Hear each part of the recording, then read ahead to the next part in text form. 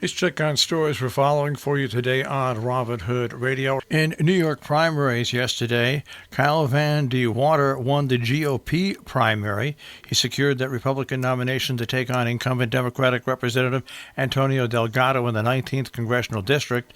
Van De Water, a 40-year-old Millbrook resident, defeated fashion designer Ola Hothmeth in the district that includes parts of Dutchess County, the Hudson Valley, the Catskills.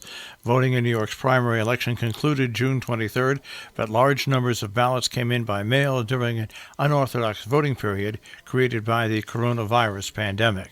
There'll be a special town meeting in Sharon on July 16th. Attendees must wear masks and social distance. It begins at 6:30. Amenia, a public hearing will continue until further notice on Thursday, the renewal of Cablevision agreement.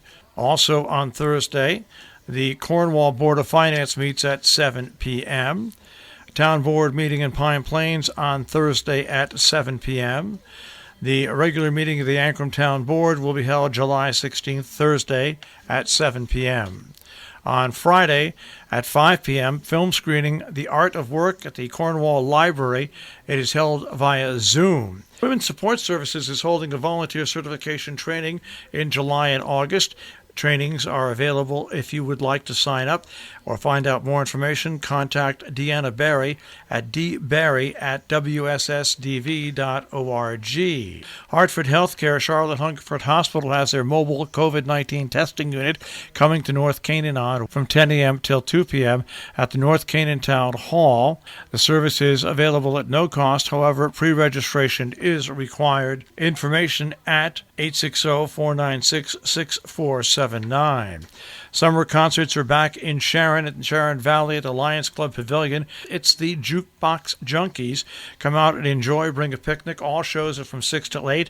Social distancing rules will be strictly enforced, as will masks if you are within 6 feet of somebody. St. John's Lutheran Church on Route 7 in Ancram, New York, is having their annual chicken barbecue on Saturday the 18th. A ticket donation. Takeouts are $15. Pickup 4:30 to 6. You must order.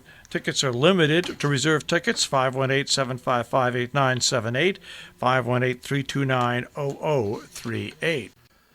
The Sharon Playhouse will present the Jersey Tenors July 18th and 19th. The July 18th show is sold out.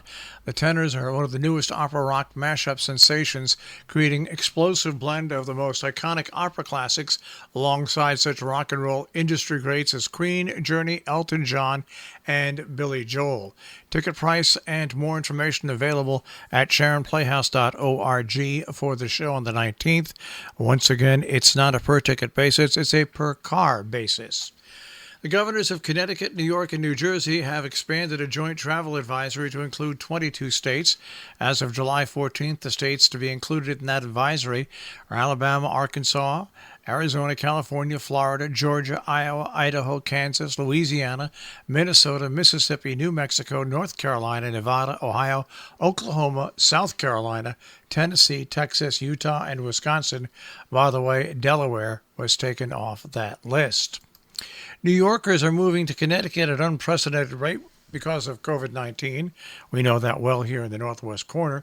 There have been a lot of New York license plates being spotted in Connecticut. Many of those people have been calling Connecticut home since the pandemic. Housing sales have been unprecedented. The U.S. Postal Service reportedly indicated between March and June, 10,000 New York residents requested a change of address to Connecticut, compared to 1,200 during the same time last year. At the University of Connecticut, students will soon be returning to the university, but some are not happy with the housing situation because of COVID-19. Close to 1,000 students will not be able to live on campus. Students are now scrambling for a place to live. For students that are finding out they can't live on campus means they have to commute or find off-campus housing, and that's becoming harder and harder. In New York State, County Executive Mark Molinaro is hosting his next coronavirus today at 3 p.m. Mark Molinaro will host this third in a series of online COVID-19 town halls, which will be streamed live on the Dutchess County government's Facebook page, providing the latest information to residents The media, including progress towards restarting Dutchess.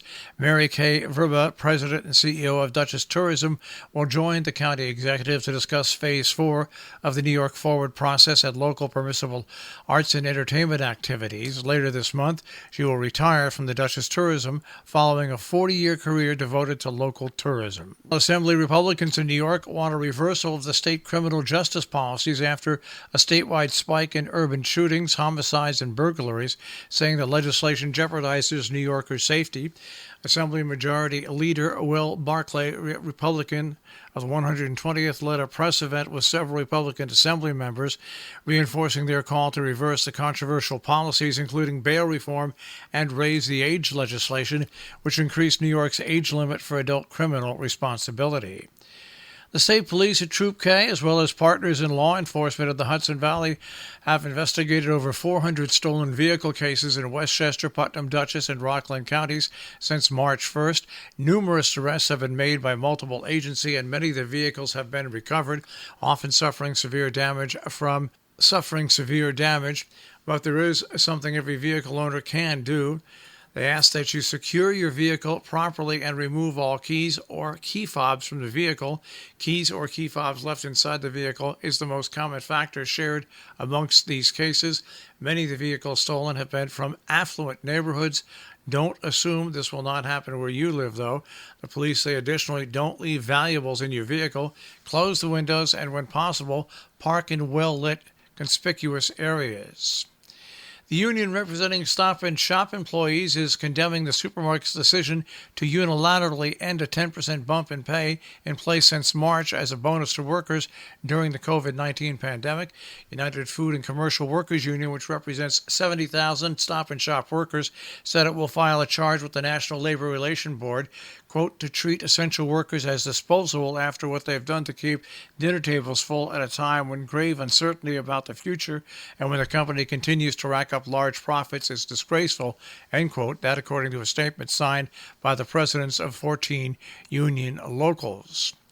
Well, there'll be another pot shop soon coming to Great Barrington across from the county's first cannabis retail outlet. They secured a crucial town agreement on Monday. In a 4-1 vote, the select board signed off on a community host agreement with Valkyrie Cannabis Incorporated, owned by two attorneys in Sag Harbor, New York.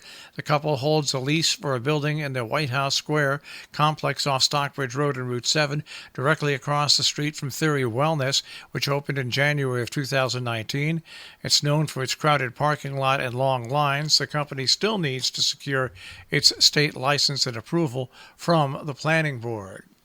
Our business brief is underwritten by Morgans at the Interlaken, interlakenin.com, and by Salisbury Bank, salisburybank.com.